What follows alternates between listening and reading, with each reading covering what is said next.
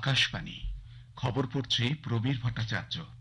এখনকার বিশেষ বিশেষ খবর হলো, গত 11 বছরে সরকার নারী নেতৃত্বাধীন উন্নয়নকে ভারতের অগ্রগতির ভিত্তি হিসাবে তুলে ধরেছে বলেছেন প্রধানমন্ত্রী নরেন্দ্র মোদী। বিদেশমন্ত্রী ডক্টর এস জয়শঙ্কর 7 দিনের সফরে ফ্রান্স, ইউরোপীয় ইউনিয়ন এবং বেলজিয়াম সফরে যাচ্ছেন। মণিপুরে ভয়াবহ হামলার ঘটনায় 3 জঙ্গিকে গ্রেপ্তার করেছে এনআইএ। ক্রমবর্ধমান উত্তেজনার মধ্যে রাশিয়া ইউক্রেনের ডিনিপ্রো পেট্রোভস্কের উপর আক্রমণ চালানোর জন্য অগ্রসর হচ্ছে। দুদিনের তাইওয়ান ওপেন অ্যাথলেটিক্স মিটে শেষ দিনে ভারতে পর্যন্ত 11টি সোনা পেয়েছে। আসছে বিস্তারিত খবরে। প্রধানমন্ত্রী নরেন্দ্র মোদী আজ উন্নত ভারতের যাত্রায় নারীদের রূপান্তরমূলক ভূমিকার কথা তুলে ধরেন। গত 11 বছরে নারী নেতৃত্বাধীন উন্নয়নের উপর সরকারের মনোযোগের উপর জোর দেন। কেন্দ্রের এনডিএ সরকারের 11 বছর পূর্ণ হওয়ার সঙ্গে সঙ্গে শ্রী মোদী পুনরায় উল্লেখ করেন যে বিজ্ঞান, শিক্ষা, খেলাধুলা, স্টার্ট আপ এবং সশস্ত্র বাহিনী সহ সকল ক্ষেত্রে মহিলারা অসামান্য সাফল্য অর্জন করেছেন এবং বহু মানুষকে অনুপ্রাণিত করছে। সামাজিক মাধ্যমের এক পোস্টে শ্রী মোদী উল্লেখ করেন যে এনডিএ সরকার একাধিক কার্যকরী উদ্যোগের মাধ্যমে নারী নেতৃত্বাধীন উন্নয়নকে নতুনভাবে তুলে ধরেছেন। এর মধ্যে রয়েছে স্বচ্ছ ভারত অভিযানের মাধ্যমে মর্যাদা নিশ্চিত করা, জনধন অ্যাকাউন্টের মাধ্যমে আর্থিক অন্তর্ভুক্তি এবং তৃণমূল পর্যায়ে ক্ষমতায়ন। তিনি উজ্জ্বলা যোজনাকে একটি মাইল ফলক হিসেবে উল্লেখ করেন। এর ফলে বহু বাড়িতে ধোঁয়া মুক্ত রান্নাঘর হয়েছে। শ্রী মোদী আরো উল্লেখ করেন যে মুদ্রা ঋণ কিভাবে লক্ষ লক্ষ মহিলাকে উদ্যোক্তা হতে এবং স্বাধীনভাবে তাদের স্বপ্ন পূরণ করতে সক্ষম করেছে। তিনি আরো উল্লেখ করেছেন যে প্রধানমন্ত্রী আবাস যোজনার আওতায় মহিলাদের নামে ঘর সরবরাহ তাদের নিরাপত্তা এবং ক্ষমতায়নের অনুভূতিকে কিভাবে উল্লেখযোগ্য প্রভাব ফেলেছে। বিদেশমন্ত্রী ডক্টর এস জয়শঙ্কর আজ থেকে 7 দিনের সফরে ফ্রান্স, ইউরোপীয় ইউনিয়ন এবং বেলজিয়াম সফরে যাচ্ছেন।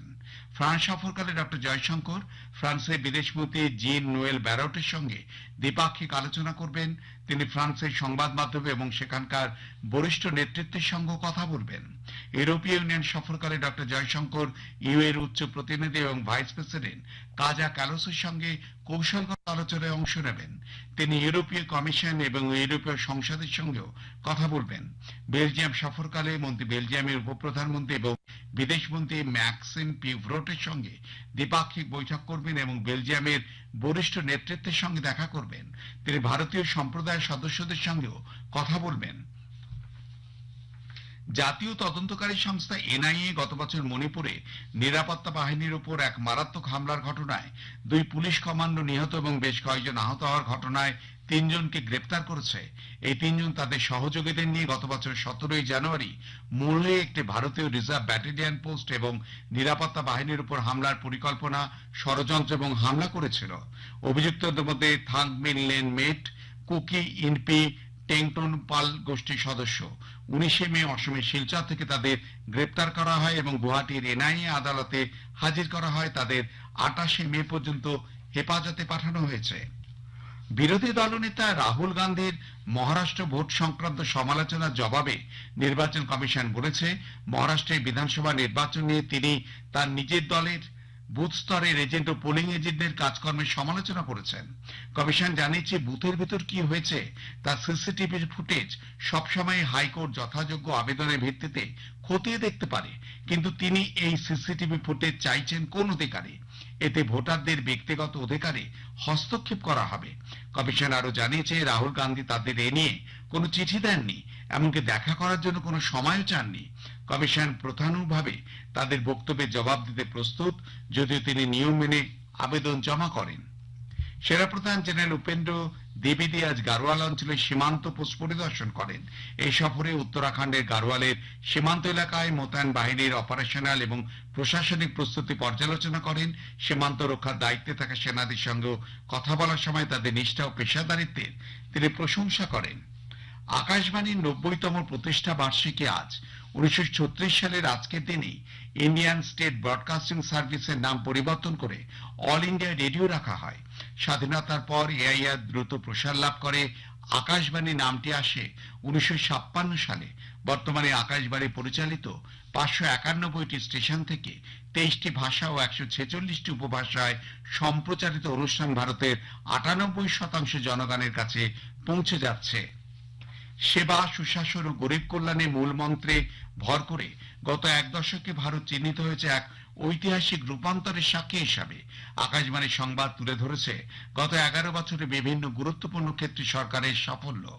আজকের প্রতিবেদন সহজ জীবনযাপন, কিভাবে সরকারি পদক্ষেপ ও সংস্কার মধ্যবিত্ত ভারতবাসীর জীবনে এনেছে স্বাচ্ছন্দ্য, সুরক্ষা ও সম্মান। আমাদের প্রতিনিধি অভিজিৎ চক্রবর্তীর একটি প্রতিবেদন। কাঠামো লক্ষ্য করে হাই প্রোফাইল ড্রোন এবং নাশকতামূলক হামলা সহ তার সামরিক পদক্ষেপ বাড়িয়েছে।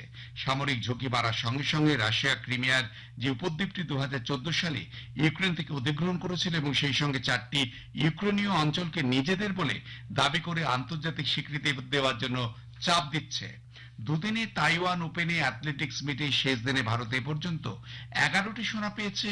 আজ পুরুষদের জ্যাভলিনে ভারতের রোহিত যাদব 74.42 মিটার দূরত্বে ছুড়ে স্বর্ণপদক জয় করেছেন। শেষ করবার আগে খবরের বিশেষ কিছু অংশ আরো একবার।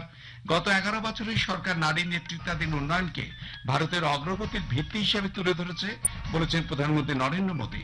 বিদেশমন্ত্রী ডক্টর এস জয়শঙ্কর 7 দিনের সফরে ফ্রান্স, ইউরোপীয় ইউনিয়ন এবং বেলজিয়াম সফরে যাচ্ছেন। মণিপুরে ভয়াবহ হামলার ঘটনায় 3 জঙ্গিকে গ্রেপ্তার করেছে এনআইএ। ক্রমবর্ধমান উত্তেজনার মধ্যে রাশিয়া ইউক্রেনের দিনিপ্রো পেট্রোভাস্কের উপর আক্রমণ চালানোর জন্য অগ্রসর হচ্ছে। দুদিনে তাইওয়ান ওপেনের অ্যাথলেটিক্স মিটে শেষ দিনে ভারত এ পর্যন্ত 11টি সোনা পেয়েছে। খবর শেষ হলো, পরে